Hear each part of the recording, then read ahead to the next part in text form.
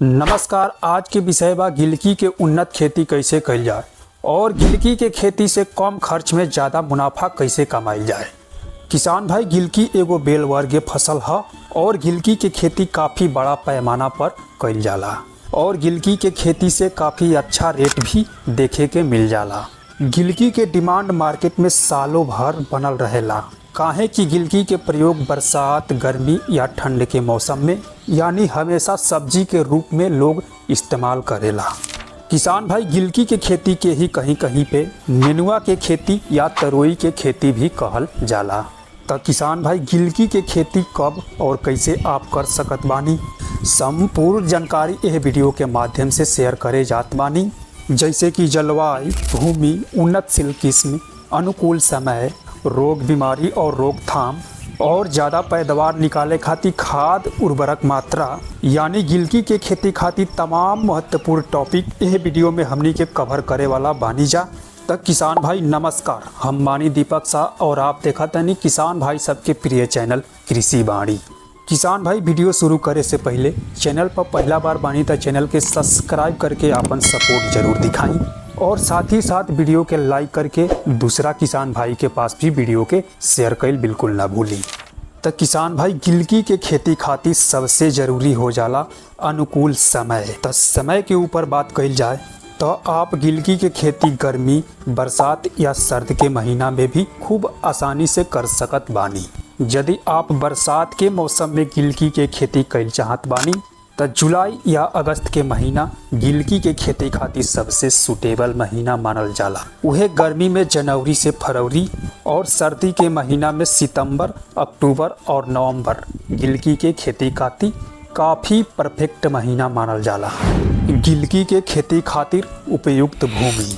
किसान भाई, गिलकी के खेती खातिर भूमि के विषय में बात कइल जाए तो गिलकी के खेती ऐसे तो आप सब प्रकार के मिट्टी में कर सकत बानी, लेकिन अच्छा पैदावार लेवे खातिर हल्की भूमि, चिकनी दोमट, काली मिट्टी या पीली भूमि गिलकी से अच्छा पैदावार लेवे खातिर काफ़ी सर्वोत्तम मिट्टी मानल जाला। लेकिन किसान भाई, जल निकास के उचित प्रबंध रहल काफ़ी जरूरी बा। बरसात के दिन में आप गिलकी के खेती कइल चाहत बानी तो खेत में जल भराव बिल्कुल ना होखे के चाही। गिलकी के खेती खातिर खेत के पीएच मान 6 से 7.5 होखे के चाही। गिलकी के खेती खातिर टेम्परेचर के ऊपर बात कइल जाए तो कम से कम 15 से 16 डिग्री सेल्सियस और अधिक से अधिक 35 से 36 डिग्री सेल्सियस होखे के चाही। बाकी गिलकी एगो बेल वर्गीय फसल है तो यह फसल पर सर्दी के मौसम में पाला भी लग सकत बा, तो सर्दी के मौसम में क्रॉप कवर लगा के प्रोटेक्ट कर सकत बानी। जी हाँ किसान भाई, सर्दी के मौसम में टेम्परेचर बहुत ज़्यादा कम हो जाई तो यह स्थिति में गिलकी के फसल पर पाला लागे के समस्या भी देखे के मिल सकत बा, तो एकरा खातिर पर्याप्त मात्रा में सिंचाई करत रहे के चाही। अब किसान भाई, खेत के तैयारी के ऊपर बात कइल जाए तो सबसे पहले कल्टीवेटर से मीडियम गहरी जुताई करवा लेवे के चाही। एकरा बाद मिट्टी के भुरभुरा करवा लेवे के चाही। एकरा खातिर हैरो, रोटावेटर या डिस्क चलवावे के चाही ताकि मिट्टी एकदम भुरभुरी हो जाए। काहे कि किसान भाई, मिट्टी जितना भुरभुरा रहेला तो बीज के जर्मिनेशन बहुत अच्छा ढंग से हो जाला। 90 से 95% जर्मिनेशन हमनी के देखे के मिल जाला।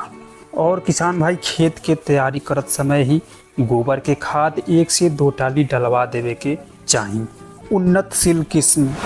अब किसान भाई, उन्नतशील किस्म के ऊपर बात कइल जाए तो बहुत से उन्नतशील किस्म के हाइब्रिड वैरायटी मिल जाला, लेकिन सब प्रकार के भूमि और सब प्रकार के जलवायु में अच्छा उत्पादन देवे वाला हाइब्रिड किस्म के बात कइल जाए तो F1 हरिता हाइब्रिड बा।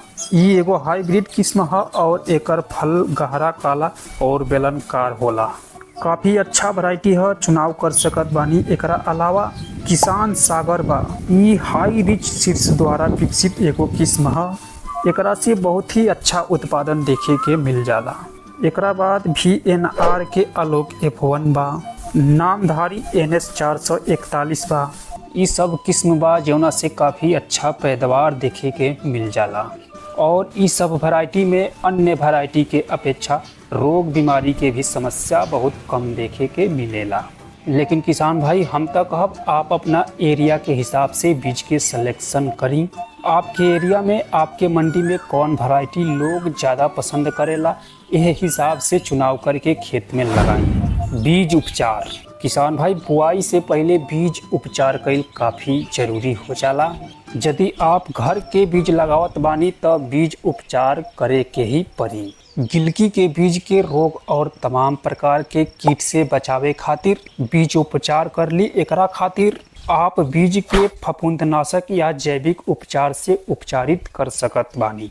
बात कइल जा फफूंदनाशक उपचार के त एकरा में आप थायरम या बाविस्टिन 2.5 ग्राम में आप प्रति किलो बीज के उपचार जरूर कर ली। और बीज के तमाम प्रकार के कीट से बचावे खातिर क्लोरपायरीफॉस 4 मिली प्रति किलोग्राम बीज से उपचार कर सकत बानी। बीज के उपचार कइला के बाद में कुछ समय खातिर बीज के छांव में जरूर सुखा ली ताकि बढ़िया से सूख जाए। लेकिन किसान भाई ध्यान देवे के बात ई बा कि बीज उपचार बुआई से 24 घंटा पहले करी। बीज उपचार से आप गिलकी के बीज से कीट और रोग से बचा सकत बानी और अच्छा पैदावार ले सकत बानी। बेसल डोज के ऊपर बात कइल जाए तो जब आप बुआई करत बानी तो उस समय कौन कौन खाद न्यूट्रिएंट प्रयोग करे के चाही। तो खेत के तैयारी करत समय ही आप 1 से 2 टाली गोबर के खाद डाल देले बानी। एकरा अलावा बेसल डोज में एसएसपी 100 kg और muriate of potash 20 kg, DAP ammonium phosphate 50 kg ये सब खाद के मिक्स कर लेवे के बा और बुआई के समय खेत में देवे के बा। किसान भाई बरसात के दिन में आप गिलकी के खेती करत बानी तो ओमे झालर मचान लगावे के पड़ेला। तो झालर मचान लगावे में मंडप बनावे में काफ़ी खर्च हो जाला। लेकिन गर्मी और सर्दी के मौसम में आप साधारण विधि से भी गिलकी के खेती करके अच्छा पैदावार ले सकत बानी। सिंचाई। किसान भाई बात कइल जाए सिंचाई के ऊपर तक गर्मी के दिन में गिलकी के फसल में सिंचाई काफ़ी ज़रूरी हो जाला। अब बरसात के दिन में बारिश नहीं हो तब फसल के ज़रूरत के हिसाब से आप सिंचाई कर सकत बानी। लेकिन गर्मी में सिंचाई काफ़ी ज़रूरी बा। यदि आप फ्लैट इरिगेशन से खेती कैले बानी तब 5 से 6 दिन पर ज़रूरत के हिसाब से सिंचाई कर सकत बानी। खरपतवार के ऊपर बात कइल जाए तो गिलकी के फसल में ज़्यादा खरपतवार रही। पीला मोजेक वायरस, सफ़ेद मक्खी, एफिड तमाम प्रकार के कीट और रोग के समस्या देखे के मिल सकत बा। तो गिलकी के फसल से खरपतवार निकाल देवे के चाही। खेत में साफ सफाई रखला से कीट और रोग के समस्या बहुत कम देखे के मिलेला, पैदावार में वृद्धि होला। एकरा खातिर समय समय पर निराई गुड़ाई करत रहे के चाही। और यदि आप चाहत बानी तो वायर कंपनी के बीप सुपर जवन आवेला 30 ml 15 लीटर पानी में मिला के स्प्रे करवा सकत बानी। ई दवा खरपतवार पर कंट्रोल कर देला। बाकी निराई गुड़ाई के प्रक्रिया से खरपतवार खेत से बाहर निकाल सकत बानी। पहला निराई गुड़ाई 25 से 30 दिन के मध्य में कर दी और दूसरा निराई गुड़ाई 50 से 55 दिन के मध्य में करवा देवे के चाही। समय समय पर निराई गुड़ाई करके खेत में साफ सफाई रख के अच्छा उत्पादन लेहल जा सकत बा। अब अगला टॉपिक के ऊपर बात कइल जा स्प्रे शेड्यूल। कौनो भी फसल से अच्छा उत्पादन लेवे खातिर स्प्रे शेड्यूल चलावल काफ़ी ज़रूरी हो जाला। और गिलकी के फसल में भी बीमारी आवेला तो ओकरा ऊपर कंट्रोल पावे खातिर स्प्रे कईल जरूरी बा। तो किसान भाई सबसे पहले आप पौधा के स्टार्टिंग में नीम ऑयल के स्प्रे कर सकत बानी। और एकरा अलावा स्टार्टिंग में इमिडाक्लोप्रिड और एसिडामेप्रिड बा, एकर भी स्प्रे करत रहे के चाही। किसान भाई गिलकी के फसल पर तमाम प्रकार के कीट के प्रकोप देखे के मिलेला, जैसे कि वाइट फ्लाई, फल मक्खी, सेमीलूपस, हरी इल्ली, पीला मोजेक वायरस ऐसा तमाम प्रकार के कीट के प्रकोप देखे के मिलेला। एकरा अलावा सफ़ेद लट और दीमक भी काफ़ी परेशान करेला। बिल्ट वायरस रोग भी गिलकी के फसल के ऊपर काफ़ी परेशान करेला। ये सब कीट के ऊपर आप कंट्रोल ना पाइब तो ये सब कीट फसल के भारी नुकसान पहुंचा सकत बा और ए तरह से पैदावार भी काफ़ी घट जाला। और किसान भाई गिलकी के फसल पर ज़्यादातर कुकुड़ा रोग के भी समस्या देखल जाला। ये कुकुड़ा रोग से ज़्यादातर किसान भाई लोग परेशान रहेला। त किसान भाई कुकड़ा रोग के ऐसन कोनो दवा नहीं है कि स्प्रे कैला से कुकड़ा रोग खत्म हो जाई। कुकड़ा रोग ज़्यादातर सफ़ेद मक्खी के वजह से फैलेला और किसान भाई सबसे पहले कुकड़ा रोग और तमाम प्रकार के रोग पर नियंत्रण पावे खातिर आपके फसल चक्र अपनावे के बा। यानी एक ही खेत में एक ही फसल बार बार बुआई कैला से वायरस और तमाम प्रकार के रोग के समस्या देखे के मिल सकत बा। और दूसरा बात ई कि नया वैरायटी के चुनाव करी जौना में रोग प्रतिरोधक क्षमता ज़्यादा हो और वायरस भी कम आवत होके वही वैरायटी के चुनाव करके खेत में लगावे के चाही। तो किसान भाई फर्स्ट स्प्रे जब फसल 20 से 25 दिन के मध्य में बा तो सिजेंटा कंपनी के एक तारा 10 ग्राम और फंगीसाइड में यूपीएल के सॉफ 35 ग्राम 15 लीटर पानी में घोल बना के स्प्रे कर देवे के बा। लेकिन कीट रोग के ज़्यादा प्रकोप बा तब ना तो अंतर के बढ़ा भी सकत बानी। और किसान भाई हमनी के दूसरा स्प्रे जब फसल 45 से 50 दिन के मध्य में होला तब करे नीजा। इनमें यूपीएल के लांसर गोल्ड 25 ग्राम प्लस पोषक सुपर 25 ml 15 लीटर पानी में घोल बना के स्प्रे कर देवे के चाहिए। तीसरा स्प्रे 70 से 75 दिन के मध्य में कर देवे के चाहिए। इनमें बायो आर 303 30 ml और बायर कंपनी के कम्फीडर 10 ml 15 लीटर पानी में घोल बना के स्प्रे कर देवे के चाहिए। तो एक प्रकार से आवश्यकता के अनुसार समय समय पर स्प्रे शेड्यूल चलावत रहे के चाहिए। खाद शेड्यूल किसान भाई पौधा में न्यूट्रिएंट पोषक तत्व की कमी रहेला तब पैदावार में भी कमी देखे के मिलेला।